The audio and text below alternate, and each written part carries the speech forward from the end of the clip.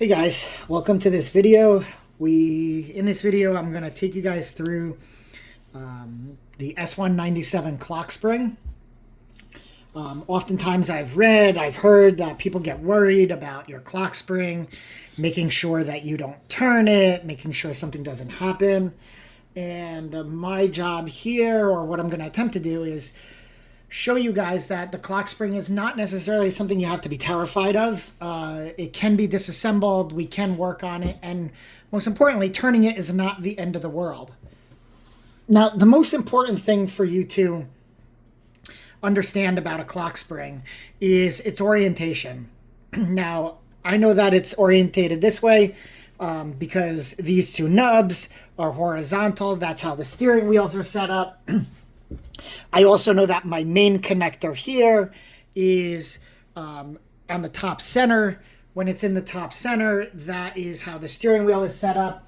If I pull up a spare steering wheel I have here, I can actually show you that here are my two holes on left and right. And over here is where my main connector goes through, and that would line up directly with this connector here.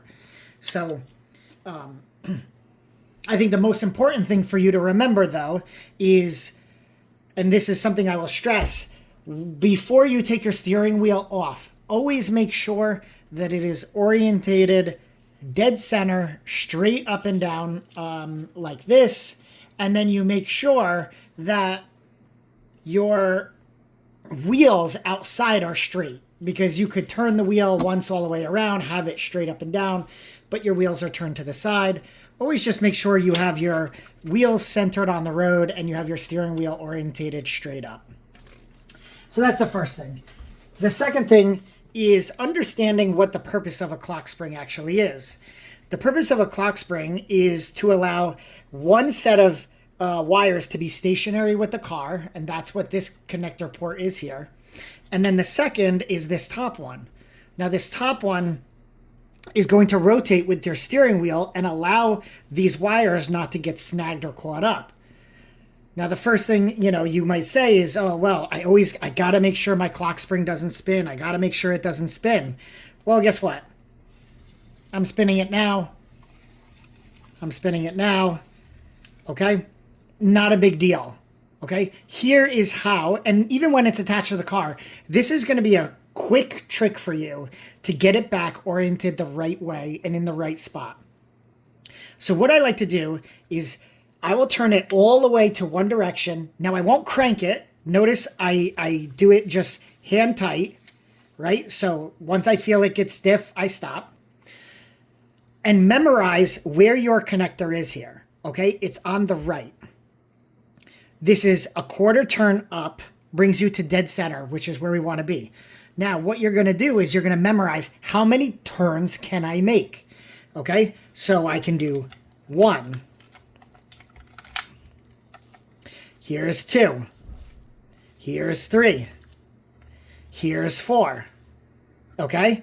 And if I keep turning, I get stuck right here. Okay, so that means the full rotation of my Clockspring is, remember I had 1 quarter turn, then 4 turns, then another 1 quarter. So that's 4.5 full turns is what you can make with this Clockspring. 4.5 full turns is the full rotational range of this Clockspring.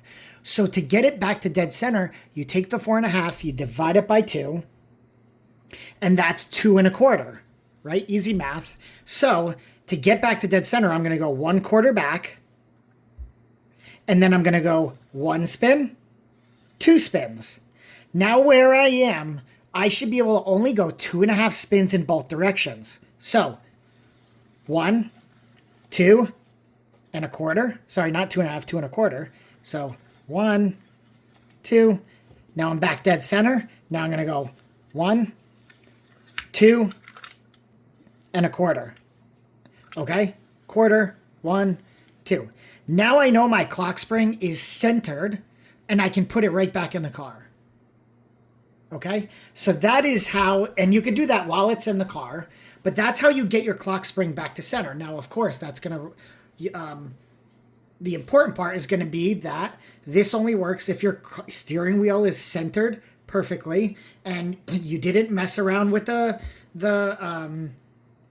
or you didn't park and take your steering wheel off before you straightened out the wheels.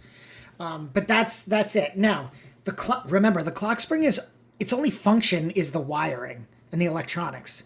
So let's say you take off the steering wheel and you take off your Clockspring and it spins out and you have a problem and you realize, oh man, my wheels are not straight. I don't remember. Maybe when I took my steering wheel off, it was like this. Well, what you can do is just put your wheel back on, turn the car on, and then turn the wheel and the wheel straight. Then take your steering wheel back off, and then you can put your Clockspring in, make sure you center it to dead center, and then boom, you put your steering wheel back on and you should be good. Okay? So that's really the first explanation of this. And this is the S197 Clockspring.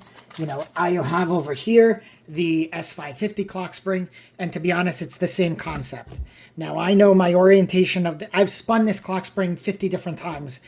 I know these go down on the car, and this goes up. So this is a centered Clockspring, okay? Now, what am I going to do? I'm going to see, okay? 1 turn, 2 turn, about 2 3/4 turns. I go back, 3/4, 1, 2. Now I'm back at my starting point at 2 3/4. 1, 2, 3, 4, and about 4 1/4. So I'm at the end. Let me actually see how many I can go all in one shot. So I get 1/4, 1, 2, 3, 4, 5, 6, 6 3/4. Okay? But in addition to that, it's not just 6 3/4, it's that one little last quarter. Now, unfortunately, that puts us at 7. But, okay, let's go back. Half of 7 is 3.5. So I'm going to go back. That's 3/4. 1, 2, 3.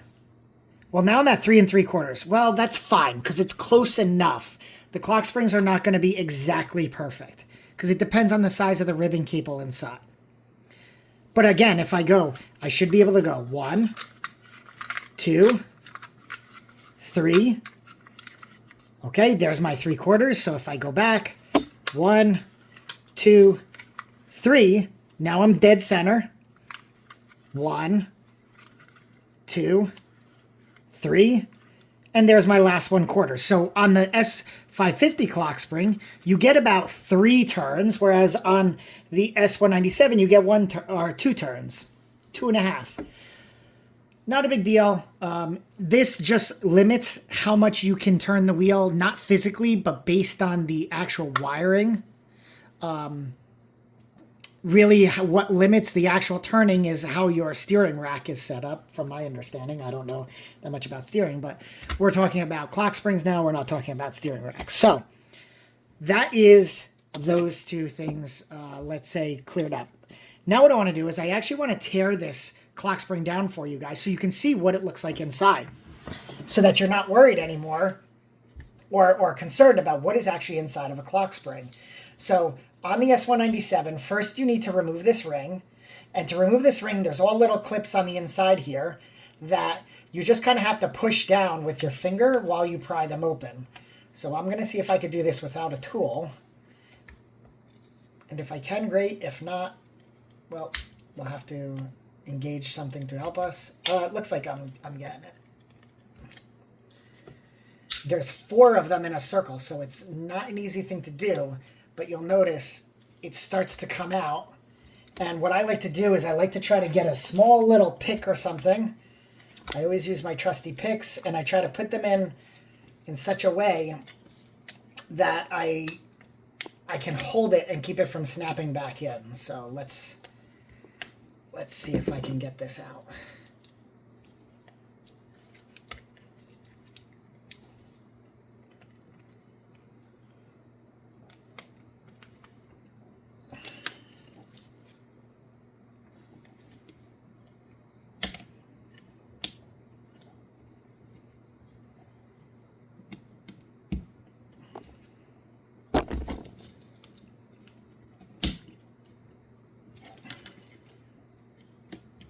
Okay, you'll see it's starting to pop out. I always put one of my picks through so I know in case I accidentally push it back down or something happens, it won't clip back in. I want to try to get it all the way out, and there we go. So now that's out. So now your clock spring can actually completely come apart. But what I like to do is actually take a look at what's underneath this part of the clock spring. So what are we going to do? I, again, take a pick tool, and I try to, my pick actually broke on another project I was working on, but let's see if I can actually still use it. Okay, there's all these little clips here. You just have to take them out.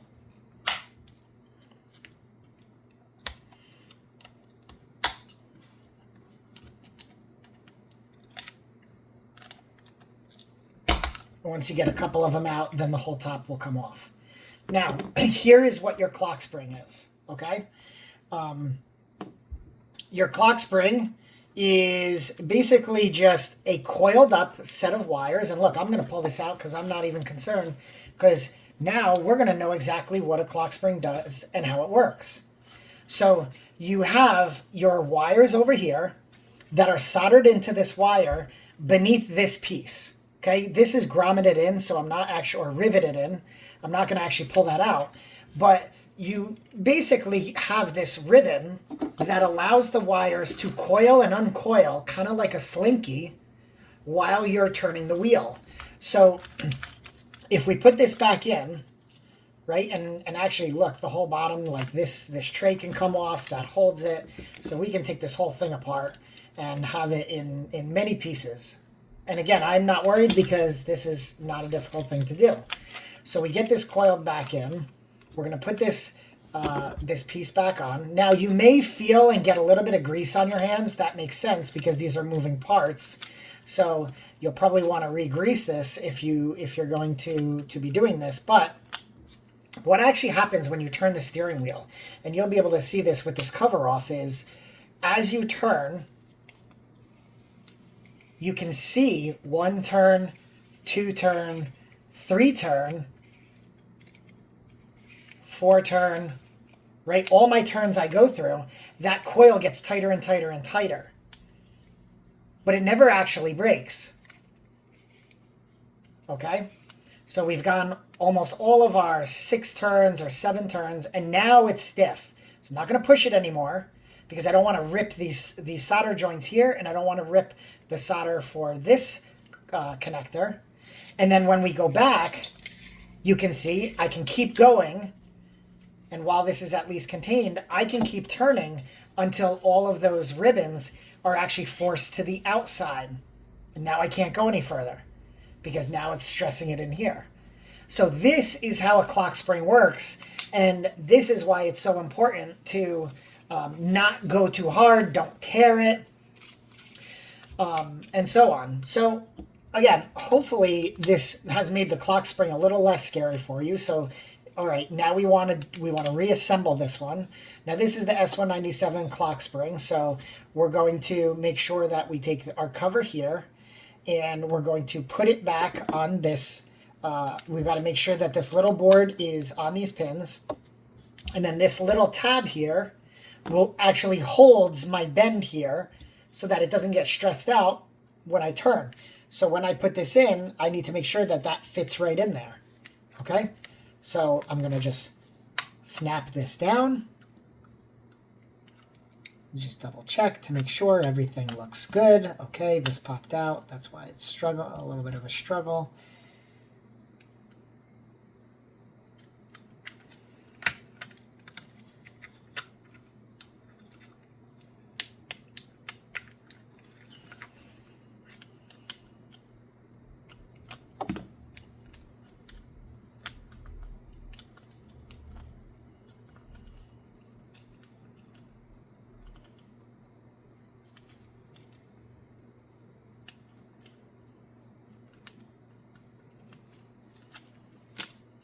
Let's just see why this is not going in the way I want it to.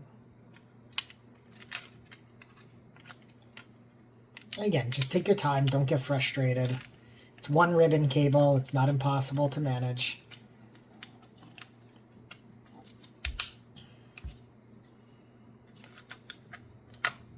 Okay, so that's in, you get one side in, and then you can pretty much press fit all the rest. Now, that's only reattaching this cover, right? So we've only attached one side. Remember that clip, that little round clip that's supposed to be there, that holds the stationary side to the spinning side. So if you notice, if I pull this open, it's still not fully, connected. So what I want to do is I want to take this, and all I have to do is push it back in. Easiest way to do this is on this clip, you physically can't put it in wrong. There are two small nubs here, or two small cutouts. Those line up with the two small nubs. So as long as you get those lined up, this will snap right in. And look at this. Now we have our clock spring back together. And I do the same thing I did before in making sure everything is lined up. So I will spin it all the way one way. Okay, so I can't spin it any more than this. 1, 2, 3, 4. Okay, 4 is the max, and actually it was 4.5 because I started here. So I got to go to quarter, 1 spin, 2 spin, and my clock spring was fully disassembled, and now it's back together. Okay, now I'm not going to show you guys on camera this one because I'm still not fully used to doing it.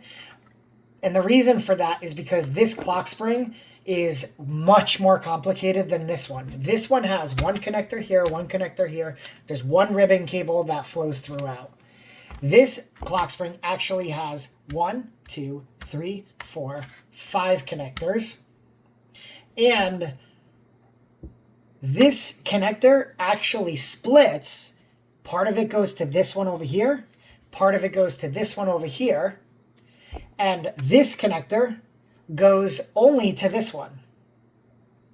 Same logic, though, follows is that this is for the heated steering wheel element, just so you know. But the same logic goes. So you push your thumbs in the middle. You're going to push that clip out from the inside. This clip is significantly easier to get off, which is sort of shocking. And then what you need to carefully do, if you really want to get into this, is you can open this. But what you'll come to realize is that there are multiple clock spring wires coiled within here. There is the one for the heating element. There is the one for this piece, this connector, this. So this one is a little bit more complicated to wrap up and make sure that you don't mix up. I haven't done it yet, so I'm not going to show you guys on video how to do that and how to repair it. That might be another one, but the logic is still the same. As long as you understand how to do one, you should be able to do as many as you need to. So let me just eyeball this to see how do I get this back together. So again, there's only one that has a skinny nub here. This is a thick nub, this is a thick nub, this is a thick one, so I'm going to look for where the skinny is. Right here is my little skinny nub, so I know that that's the orientation of my clip. Put that back on, and my clock spring is back together. All right, guys, well, I hope that I helped you out. I hope you learned something here about how clock springs work, and I will catch you in the next one.